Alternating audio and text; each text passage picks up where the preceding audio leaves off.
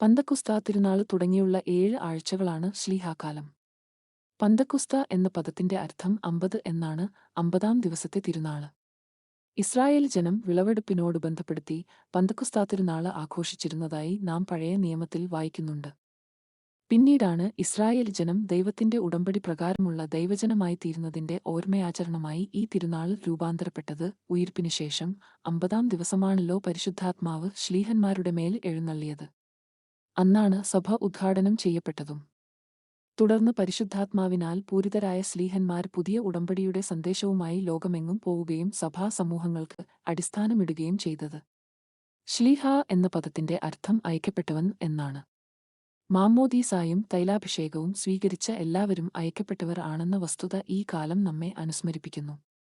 അങ്ങനെ പരിശുദ്ധാത്മാവിനാൽ നമുക്കും ശ്ലീഹന്മാരെപ്പോലെ മിശിഹായെ പ്രഘോഷിക്കാം.